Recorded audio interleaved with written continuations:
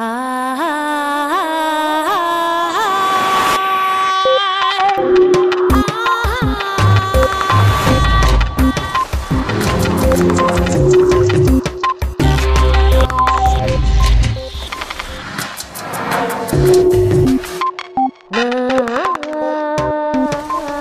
facultad de traer voluntariamente de vuelta una y otra vez la atención dispersa es el origen del juicio, el carácter y la voluntad. William James. Los niños tienen cada vez más cosas que aprender, más plataformas para interactuar con el mundo, más estímulos que procesar, y así no es de extrañar que les cueste cada vez más centrarse y focalizar la atención, tomar decisiones teniendo en cuenta a los demás y a sí mismos. Esta semana, Redes quiere insistir en el ámbito de la educación. Los niños deben aprender también a aprender, y para ello se requiere una cierta capacidad de autorregulación, es decir, ser conscientes de su atención y de sus emociones. Si la neurociencia nos está demostrando lo maleable que es el cerebro, en especial en los primeros años, transformemos la educación para producir personas con cerebros más felices, más responsables y más cooperativos.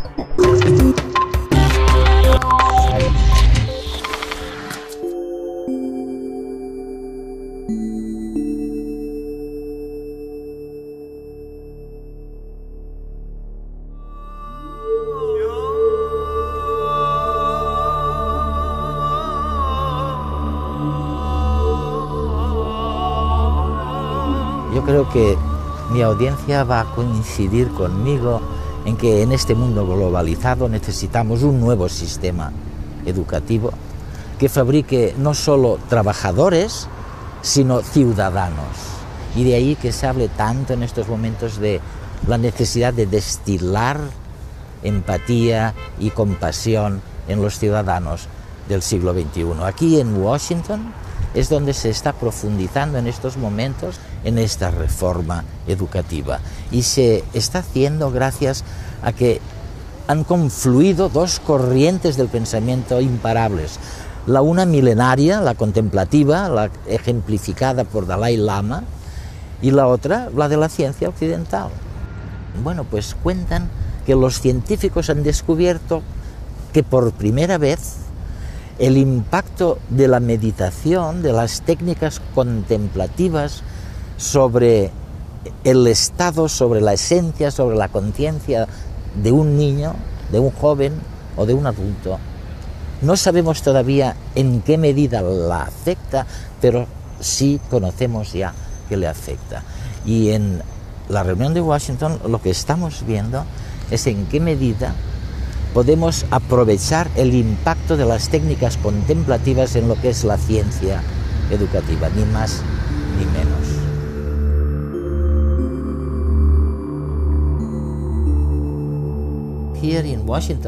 Ahora que se celebra en Washington este congreso increíble, esta conferencia llamada Educando a los Ciudadanos del Mundo para el siglo XXI, ¿hay alguna primicia en relación con tu trabajo, el de Dan Goleman y los demás expertos? ¿Cuáles son las novedades respecto al sistema de educación social y emocional? ¿Qué es lo que podemos esperar de esta conferencia que sea realmente nuevo en el aprendizaje social y emocional? Se trata de una conferencia histórica, puesto que en ella se reúnen los neurocientíficos y los contemplativos, los que han realizado mucho trabajo interior con la comunidad educativa. Y cada grupo puede aportar información nueva para que aprendamos los unos de los otros. Es lo que esperamos que suceda en la conferencia. En cuanto a tu pregunta sobre qué novedades hay en el aprendizaje social y emocional, cabe decir ante todo que este trabajo con prácticas contemplativas para enseñarles a los profesores y a los jóvenes a entrenar la mente y controlar las emociones no es algo nuevo para la educación social y emocional. Pero formar a las personas para que lo hagan intencionadamente sí que es nuevo. Eso es nuevo. Y lo apasionante es que muchos de los que empezamos a realizar este tipo de trabajo con los niños tenemos la sensación de que puede acelerar su capacidad de ser más afectuosos y compasivos.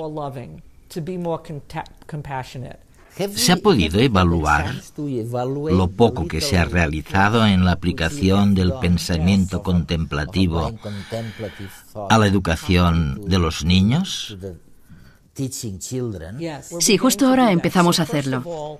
En primer lugar, hay que decir que en el ámbito de las prácticas contemplativas y de sus beneficios potenciales, la mayor parte del trabajo hasta la fecha se ha llevado a cabo con adultos. Sin embargo, algunos de nosotros hemos realizado pequeños estudios, como el trabajo en la ciudad de Nueva York, por ejemplo, tras el 11 de septiembre de 2001. Me pidieron que ayudara a las escuelas de la zona cero a recuperarse y fue una tarea enorme. Me percaté de que necesitaban mucho trabajo interior para empezar. Por eso empecé a abrirme a la idea de que tal vez necesitábamos añadirle algo al aprendizaje social y emocional que nos ayudara. Cuando hablas de trabajo interior, ¿a qué te refieres? ¿A mirar en nuestro interior, a contemplar nuestros intestinos? No exactamente. Entre los componentes de la inteligencia emocional está la conciencia de uno mismo y también el control de las emociones, la relación con los demás y la capacidad de tomar buenas decisiones. Todo esto ya está incluido. A lo que me refiero es ayudar a las personas para que entrenen voluntariamente la mente, ya sea mediante algo como la meditación o bien a través de lo que denominamos el rincón de la paz en las aulas. Un sitio al que los niños puedan ir para estar en calma, apaciguar la mente y empezar a centrar la atención. En una sociedad hiperestimulada, enfocar la atención es cada vez más problemático. Los trastornos del déficit de atención afectan al rendimiento en clase, pero también a la percepción de nosotros mismos y del mundo que nos rodea. ¿Cuántas veces habremos oído? Tienes que estar más atento. Pero ¿cómo se hace? En cualquier técnica de meditación se trabaja con la atención. Siéntate, cómodo, pero no demasiado para no dormirte. Mantener la espalda recta te ayudará. Y simplemente respira. Lleva toda tu atención a tu respiración, sintiendo como cuando entra el aire está frío y cuando sale es más caliente. Cuando uno pone toda su atención en sentir su cuerpo y respiración, sin entrar a discutir mentalmente lo que siente, sino sencillamente sintiendo, la mente se acalla por sí misma. El estado de quietud que se persigue es el de vigilancia atenta pero relajada, sin esfuerzo. Muchos lo describen como ese momento cercano al sueño, cuando el cuerpo está relajado y no existe diálogo interno. Pueden ser solo unos segundos, pero entonces la mente está en calma, y la calma mental es sinónimo de salud mental. Los beneficios más inmediatos de practicar meditación son la capacidad de tranquilizarnos, un descenso del estrés, el desarrollo de la atención, la percepción del detalle y también de la memoria. Y de cara al futuro, ¿en qué estáis pensando? Creo que lo importante es que ahora sabemos que el cerebro tiene mucha plasticidad. Y estamos aprendiendo que nuestras experiencias lo moldean. Es verdad, es verdad. Así que nos planteamos lo siguiente. ¿Qué pasa con las experiencias para calmar la mente y centrar la atención? ¿Qué sucedería si lo cultiváramos en los niños? Si aumentáramos la repetición de esa experiencia en sus vidas mediante la práctica regular, por ejemplo. ¿Acaso cambiaría su manera de aprender? ¿Su manera de dominar las emociones durante el resto de su día a día? Déjame explicarte brevemente un pequeño estudio que ya hemos realizado en Nueva York a través del Inner Resilience Program. El estudio contó con la participación de unos 855 estudiantes de hasta 11 años y fue un estudio aleatorizado y controlado con un grupo de tratamiento y un grupo de control, así como 57 profesores. Lo primero que descubrimos es que se produjeron cambios significativos en los profesores. Acabaron menos estresados. Los profesores que están menos estresados son más felices y más conscientes de los niños y de sus necesidades. ¿Y qué descubrimos con las estudiantes? Pues dos cosas. Por un lado, una disminución de los niveles de frustración. Y por otro, un aumento de una sensación que en este estudio llamamos autonomía. Es decir, los niños sentían que tenían voz en la clase, que el aula era una comunidad de aprendizaje democrática donde su opinión contaba y se les escuchaba. Ambas cosas, la menor frustración y la mayor autonomía, sin duda aumentan las posibilidades de que nuestros niños aprendan en general, tanto si educamos el corazón como la mente. Director de los laboratorios de neurociencia afectiva y de neuroimagen y comportamiento en la Universidad de Wisconsin-Madison, Richard Davidson busca el origen neurológico de los desórdenes emocionales en niños y en adultos. Davidson es un gran conocedor de la plasticidad cerebral. Su gran equipo de investigación utiliza las más modernas técnicas de observación del cerebro, así como la fisiología, para descubrir cómo afecta nuestro entorno al estado emocional, cómo regulamos las emociones a lo largo de la vida y cómo interactúan mente y cuerpo para afrontar los retos emocionales. Sus diálogos con el Dalai Lama enriquecieron el debate y mostraron al público lo mucho que neurociencia y tradición contemplativa pueden enseñarse mutuamente. Desde la perspectiva de la ciencia occidental, en especial de la neurociencia y la psicología, la atención, la regulación emocional y el aprendizaje son lo que podríamos entender como las dianas de la práctica contemplativa. Son los procesos de la mente que pueden transformarse gracias a la práctica. La neuroplasticidad sencillamente significa que el cerebro puede modificarse como respuesta a la experiencia y como respuesta al entrenamiento. Tanto si es nuestra intención como si no, nuestro cerebro siempre se ve influenciado por los que están a nuestro alrededor, por nuestro ambiente, nuestra cultura, nuestro contexto. Creo que uno de los mensajes de este congreso es que podemos ser responsables de nuestro propio cerebro y crear el tipo de condiciones y el ambiente que sustenten el desarrollo de cerebros sanos en nuestros hijos.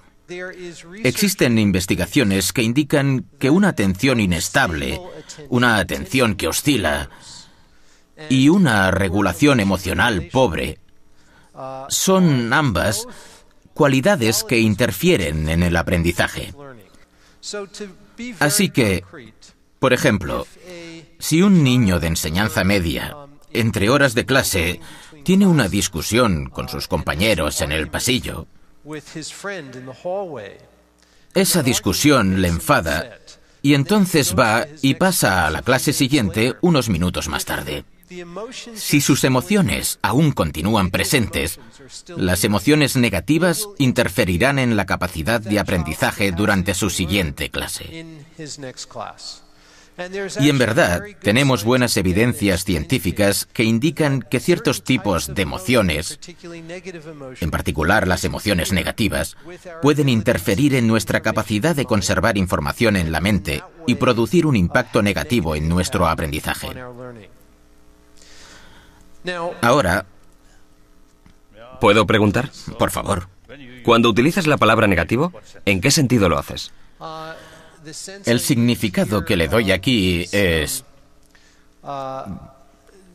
Creo que su santidad ha utilizado emociones destructivas, lo que incluiría la ira. Pero lo más importante en la forma en que lo utilizo aquí es que estas son emociones que persisten más allá del punto en el que podrían resultar útiles. De modo que, realmente, esta es la idea que está tras la regulación emocional. La extensión en la que la emoción persiste más allá del punto en que podría ser útil. Entonces, interfiere con la capacidad del niño para aprender. Algunas veces, la ira es necesaria. En ese sentido, está la ira motivada por la compasión. Esa ira es positiva. De ese modo. En respuesta a una situación especial, a veces es necesario enfadarse. Aunque necesaria. Y sí, con un propósito. Más allá de eso, no. Más allá de eso es destructiva.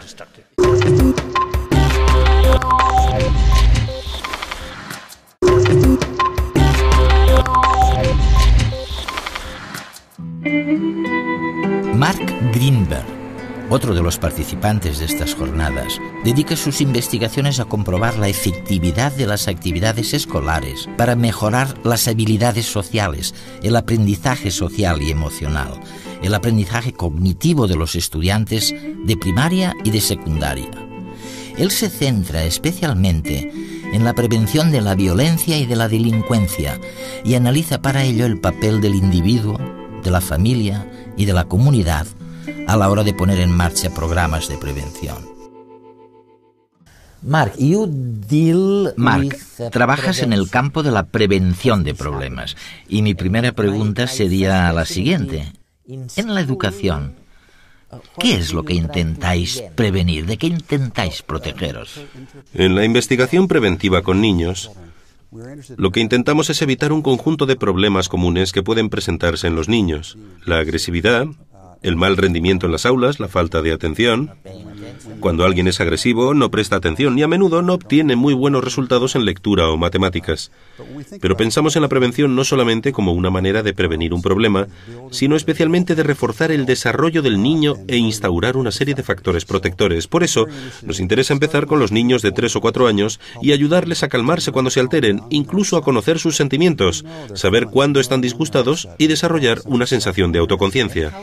¿Y cómo se puede ayudar a un niño a que se calme cuando está alterado?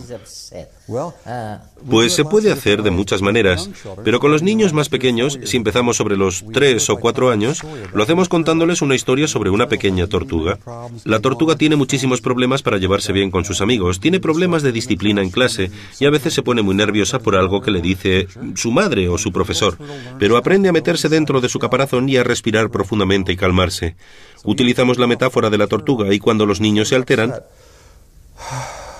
les pedimos que hagan esto. Si un alumno tiene problemas en la escuela, cuando estoy allí de profesor, le puedo decir al niño que está empezando a descontrolarse.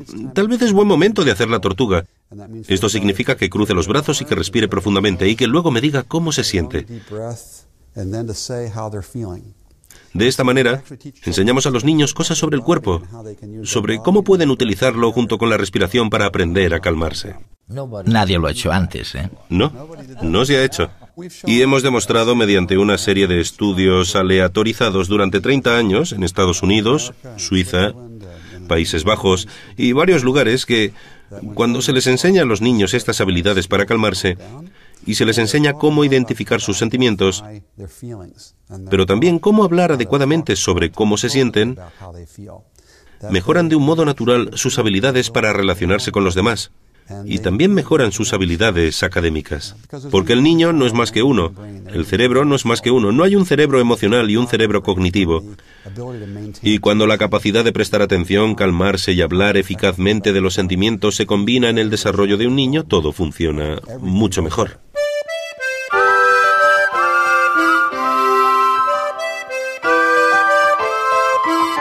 Hoy hemos vuelto al colegio para ver si se estudian las emociones y cómo las expresan nuestros chicos. A ver si os acordáis, hacía unos días hablamos sobre las emociones, ¿no? ¿Qué son las emociones?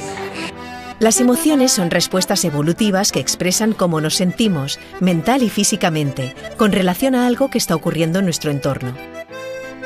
No importa nuestra raza o cultura, todos, sin excepción alguna, respondemos con la misma cara cuando nos enfadamos, estamos contentos, sentimos asco, tristeza, sorpresa o miedo.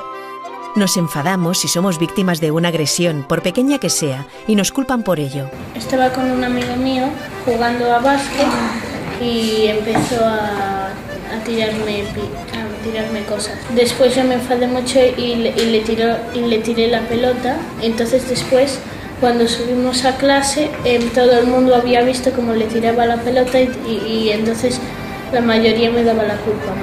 Y a veces nos enfadamos tanto que incluso perdemos los papeles. Estaba escuchando música con un iPod y mi hermano no paraba de molestarme y tenía estaba muy enfadado. Me enfadé tanto que le pegué. O no podemos creer que un ser querido se muera. No me lo podía creer, era imposible porque, no sé, era imposible. No te lo podías imaginar. No me lo podía creer, no me lo podía meter en la cabeza. Otras nos duele el rechazo. Ahora mi hermano, ha cambiado de instituto y está en un pueblo con mis primas y mis tíos. Y mi madre casi siempre lo llama y yo también quiero hablar con él. Y cuando me pongo yo, dice, ¿qué quieres? ¿Desde qué? Y pasa de mí, claro, yo quiero saber cómo le va, pero no se deja. Y yo pues me siento rechazada y me siento muy mal. Pero nada supera la alegría de una nueva vida. Y yo no estaba cuando nací, yo estaba de colonias y me alegró mucho. Y bueno, es que no lo conocí hasta pasaron 3 días y mi madre le mandó la foto de mi hermano a una profesora y me alegré muchísimo. Y una de las cosas que nos da más miedo es lo desconocido. Y empezó como si alguien estuviera dando golpes a las puertas o a las ventanas y tuvimos mucho miedo, nos fuimos corriendo, se nos cayó toda la comida y cuando salimos no había nadie. Y es que no lo podemos evitar. Llevamos un mundo entero bullendo dentro.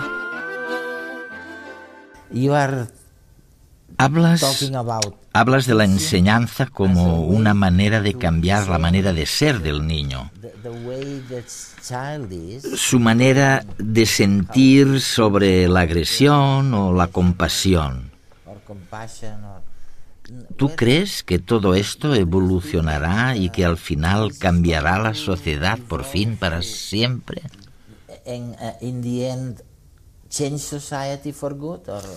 Creo que sí. Me parece que hay una transformación que ya está en marcha. La vemos en varios países.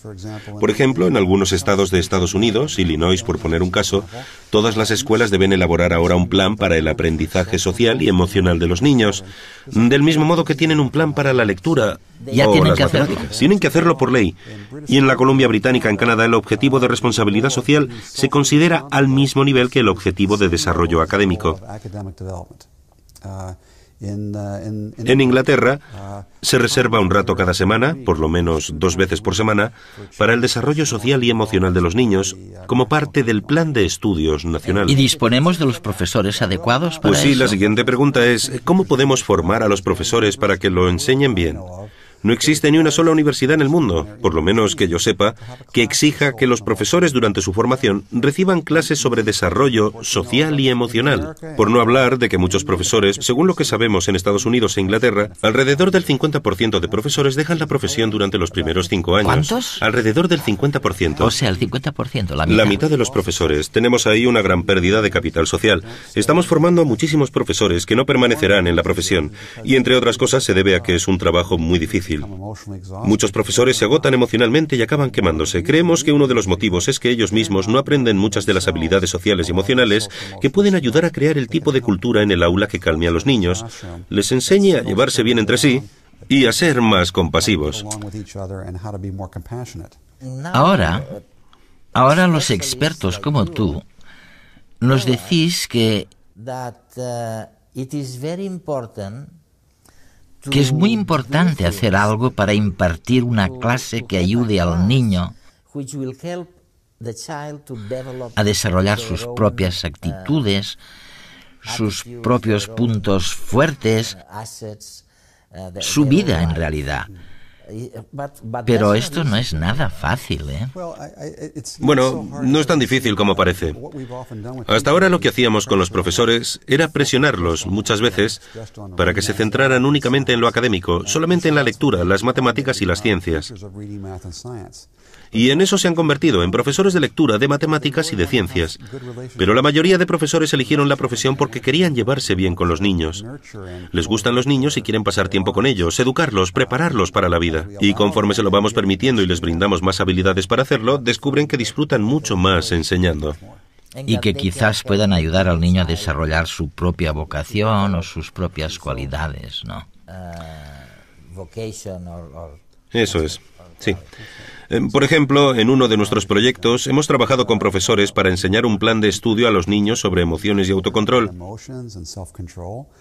Y hemos descubierto que los profesores enseñan mejor en un estudio aleatorizado comparado con otros profesores. Enseñan más eficazmente, pero también hemos visto que la conducta de los niños mejora. Y no solamente mejora su conducta, sino también sus habilidades cognitivas. Todo esto va de la mano. Cualquier director de escuela te hablará de los niños que los profesores mandan a su despacho, y no son niños que necesariamente tengan un nivel bajo de inteligencia, pero sí son problemáticos. Son un problema en el aula. Con el tiempo estos niños se volverán más y más difíciles y muchos de ellos dejarán los estudios sin terminar. Sin embargo, los problemas de estos niños no son cognitivos, radican en su capacidad de hacer una cosa muy simple, porque si lo pensamos es simple. Calmarse cuando están alterados, tener buenas amistades y pensar en los sentimientos y las necesidades de los demás. Y conforme vamos enseñando estas habilidades, descubrimos que se pueden enseñar igual que se puede enseñar la lectura o las matemáticas, y vemos que los niños mejoran espectacularmente. Hemos realizado un estudio que le quiero explicar, aunque sea un estudio preliminar. Es un estudio sobre yoga y mindfulness o presencia alerta. Fuimos a escuelas en Baltimore, muy cerca de aquí, para que nos permitieran hacer una práctica de yoga con niños de 10 y 11 años. 4 de los 5 días de colegio salían del aula e iban a la cafetería o a otra sala y hacíamos entre 30 y 40 minutos de yoga y regresaban. En las escuelas de control seguían con las actividades normales de clase. Durante los primeros 20 o 30 minutos, los chicos iban pasando por los distintos ejercicios de yoga, estirándose y doblándose de distintos modos. Con eso liberaban la energía porque los niños pequeños son muy activos físicamente, y una vez habían hecho todos estos ejercicios les decíamos que se tumbaran en sus colchonetas, simplemente tumbados en el suelo. La postura del muerto. Y en esa posición durante unos 3 o 5 minutos les guiábamos a través de una meditación de atención. Un día les hacíamos fijarse simplemente en la respiración dejando que los pensamientos pasaran. Otro día les hacíamos escuchar los latidos del corazón y concentrarse solo en esa idea. Y otras veces hacíamos una meditación sobre la compasión, en la que los guiábamos a sentir compasión por sus madres, sus amigos y luego por gente que ni conocían. Lo que encontramos es que ese simple yoga diario durante unas 12 semanas redujo significativamente, según los comentarios de los niños, 2 cosas. Una, lo que llamamos rumiar, que es el tener constantemente el mismo pensamiento de preocupación y ansiedad. Las mismas preocupaciones una y otra vez en la mente. Y muchos de estos chicos se encuentran expuestos de forma regular al miedo de la violencia. Y lo segundo que comentaban es que tenían menos pensamientos intrusivos, pensamientos que no pueden controlar que llegan a su mente. Y la tercera cosa de la que informaban de manera general es que tenían una mejor habilidad para manejar sus emociones. De modo que el estudio fue un pequeño inicio, si lo ves como el brote de una planta que puede desarrollarse, sobre el modo de investigar estos temas. De esto no se concluye que los niños deben hacer yoga en todas las escuelas. Simplemente nos da una idea de que ahí hay un inicio prometedor y que ahora tenemos que hacer mejores estudios, con más cuidado para investigarlo. No solo viendo lo que nos dicen los niños, sino con las técnicas de Richard, observando quizá los cambios que ocurren en la actividad cerebral, cómo proceden a nivel académico, etc. ¿Cuál es la relación entre los pensamientos y las emociones? Ha hablado sobre cómo utilizar el razonamiento para ayudar a cultivar cualidades como la compasión. Hemos aprendido lo importante que es la memorización en la tradición budista y en la educación monástica. Y estaría muy interesado en escuchar sus comentarios sobre cómo la habilidad de razonar que se cultiva a través de la memorización podría también afectar al desarrollo de cualidades emocionales positivas. ¿Cómo está esto conectado? ¿Existe una conexión entre un tipo de entrenamiento cognitivo, como es la memorización, y el desarrollo de cualidades emocionales positivas tales como la compasión? En términos generales, cultivar la capacidad de pensar, ya sea a través del razonamiento u otra cosa para que nos ayude o no a acrecentar el potencial de nuestra compasión o bien de potencialidades negativas como la ira, no es una garantía. La memorización no. Sin embargo, por supuesto, esta investigación sobre cómo pensamos proporciona un claro entendimiento o conciencia sobre el valor o su destructividad. Esta emoción es destructiva, esta emoción es beneficiosa. Algunas emociones temporalmente son beneficiosas, pero a largo plazo son dañinas. Algunas son temporalmente dolorosas, pero a largo plazo beneficiosas. Por tanto, esta es la auténtica investigación. Una vez desarrollas la convicción de que una emoción es muy beneficiosa, muy buena, tanto a corto plazo como a largo plazo, entonces tu interés se desarrolla, tu entusiasmo se desarrolla y haces un esfuerzo. De esa forma, como he mencionado esta mañana, hay cierto tipo de compasión que solo se desarrolla a través del razonamiento. Así que aquí, la parte sabia, el intelecto, la inteligencia, es de inmensa ayuda.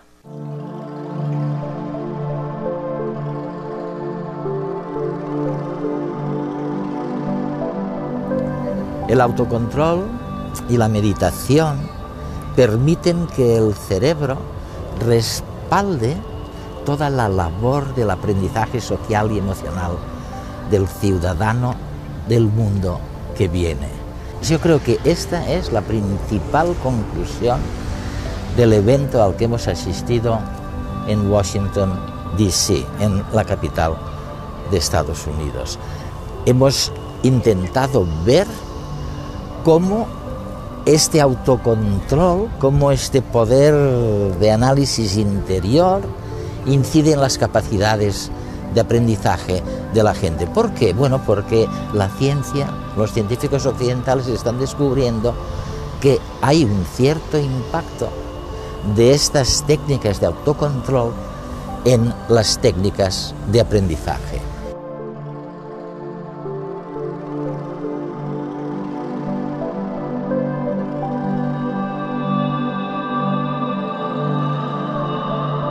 Usualmente subestimamos el poder de transformación de la mente. Matthew Ricard.